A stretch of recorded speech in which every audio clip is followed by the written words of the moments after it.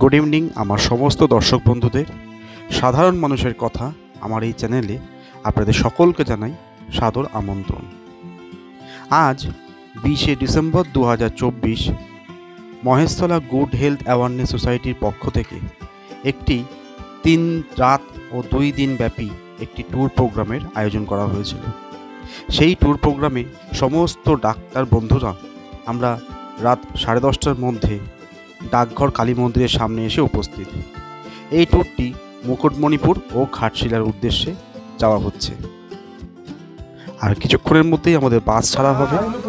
এই আমরা বাসের মধ্যে উঠে পড়েছি। এখন আমরা প্রত্যেকে আনন্দ করতে করতে গান করতে করতে আমরা সকলে বাসের মধ্যে এগিয়ে চলেছি। বাস ছাড়তে আমাদের সামান্য কিছুটা দেরি হয়েছে। 2-1 ডাক্তার বন্ধু আসতে দেরি করাতে 11টা 45 মিনিট বেজে গেছে বাস ছাড়তে।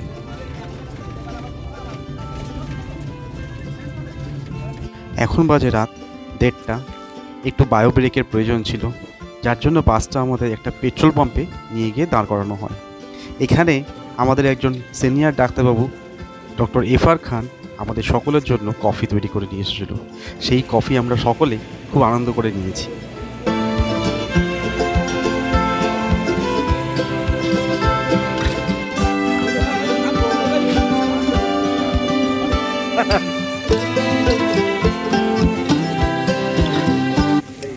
ভোরের আলো আস্তে আস্তে পড়তে শুরু করেছে।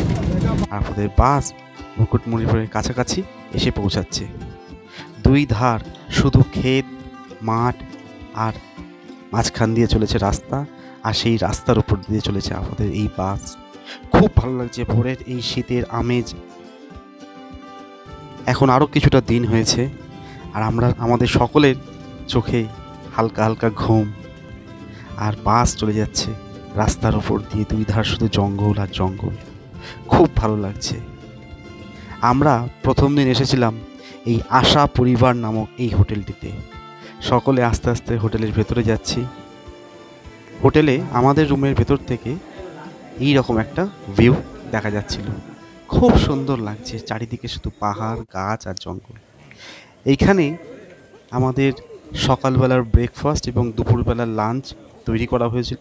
আমরা সকলে সকালবেলার ব্রেকফাস্ট সেরে এখান থেকে 5টা টোটো করে সকলে মিলে এখানকার যে সমস্ত সাইট সিনগুলো আছে সেইগুলো আমরা গিয়েছিলাম।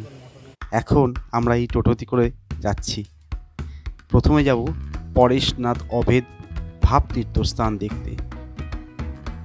এখানকার রাস্তাগুলো ছিল খুব সুন্দর এবং মসৃণ, এবং পাহাড়ের ঢালু বেয়ে রাস্তাগুলো তৈরি করা। কখনো কখনো ছোট ছোট গ্রাম আসছে, আর এই আমরা আস্তে আস্তে পাহাড়ের ওপরের দিকে উঠছি।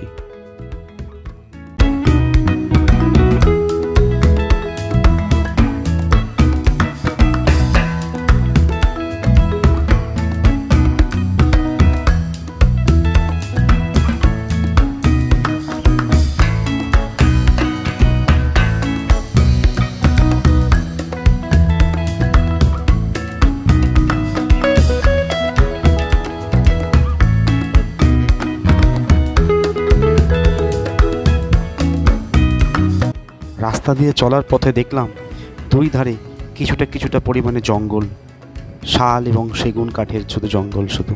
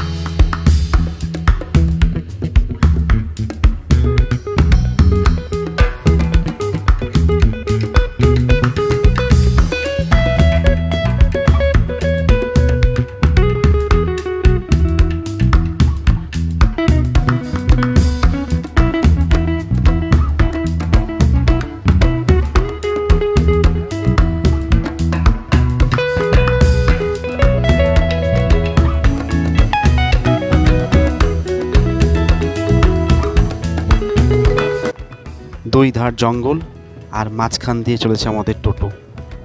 খুবই ভালো লাগছিল, খুব সুন্দর লাগছিল। কেমন যেন একটা গা ছমছমে একটা পরিবেশ।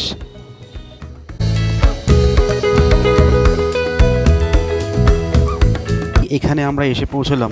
প্রথমে আমরা যাব পরেশনাথ মন্দির পরিদর্শন করতে।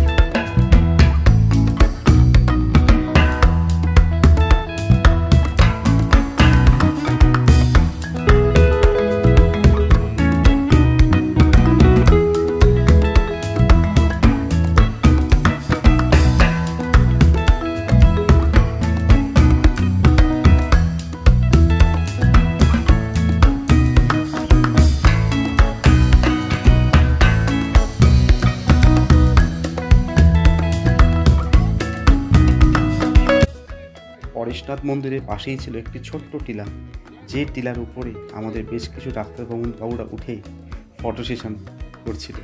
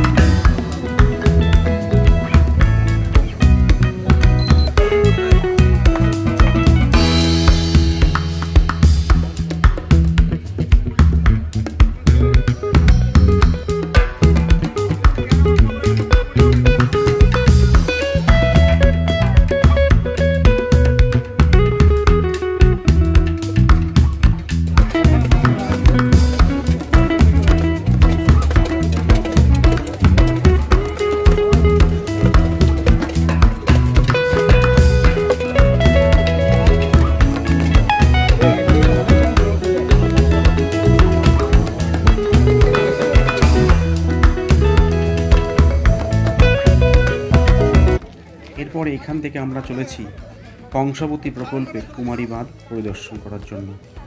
আস্তে আস্তে এখান থেকে বেশি দূর ডিস্টেন্স নয়, আর কি হাঁটা পথে 5 মিনিট।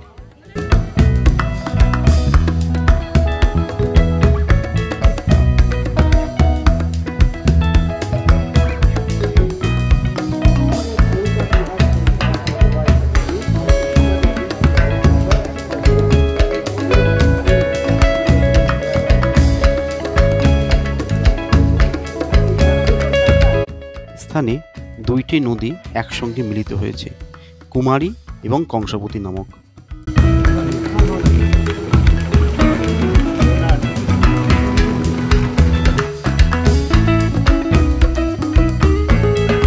আর এই যে বাঁধের উপর দিয়ে আমরা চলেছি এখন, এই বাঁধটার নামই হচ্ছে কংসাবতী প্রকল্পের কুমারী বাঁধ, যে বাঁধটি 1 আগস্ট 1976 সালে মাননীয় মুখ্যমন্ত্রী শ্রী সিদ্ধার্থ শঙ্কর রায় উদ্বোধন করেছিলেন।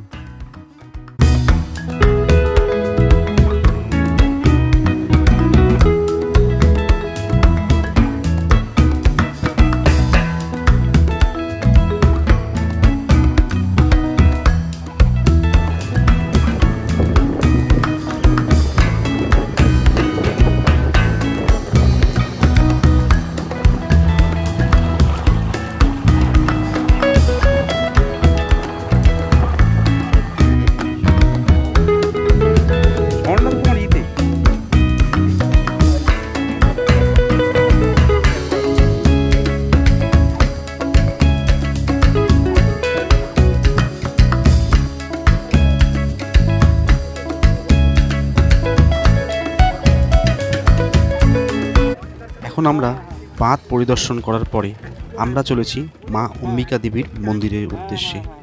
এই গ্রাম্য পরিবেশের মাঝখান দিয়ে যেতে আর মাটির রাস্তা কখনো কখনো পিচের রাস্তাও তৈরি হয়েছে, খুব ভালো লাগছে সকলের।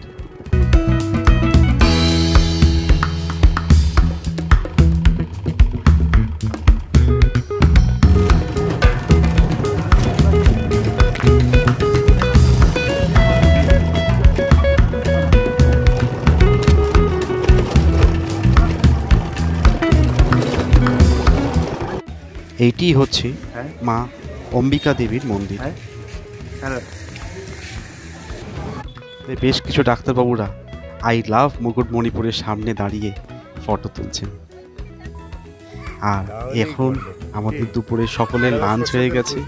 লাঞ্চ হয়ে যাওয়ার পরে বলছে যে কেউ আর ঘরে যাব না, মাটিতে বসেই আস্তে আস্তে শুয়ে শুয়ে বেশ একটু আরাম করা হচ্ছে। तुम्हें प्यार कब तक ना करेंगे भला जिंदगी हर किसी को नहीं मिलता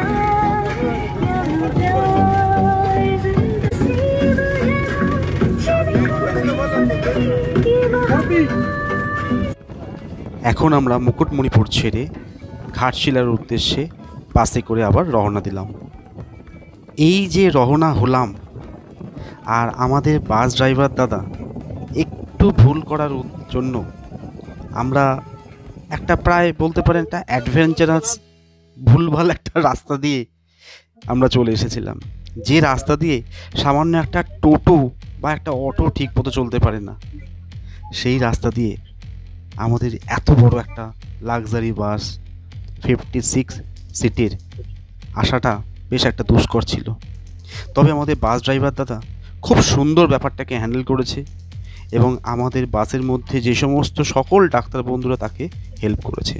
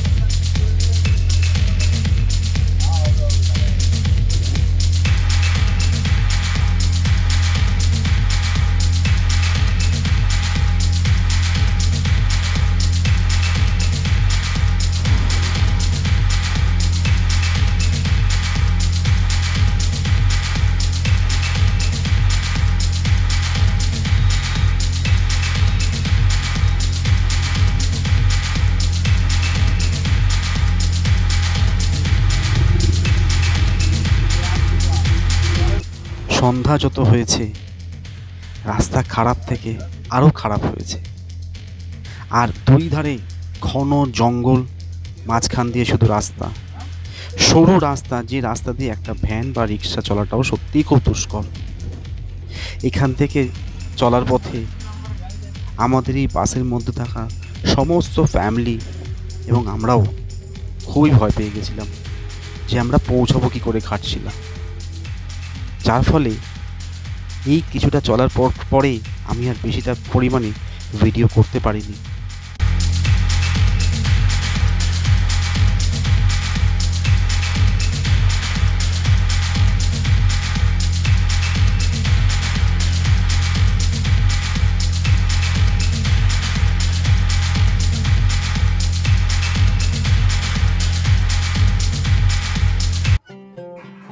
আমি পরের দিন সকালে আমাদের ঘাটশিলার এই হোটেলের ছবি আপনাদের সামনে তুলে ধরলাম, আর বেশ কিছু স্ন্যাপশট লাস্টে আমি আপনাদের দেখিয়ে গেলাম। পার্ট 2 খুব তাড়াতাড়ি আপনাদের সামনে নিয়ে আসবো। Thank you very much.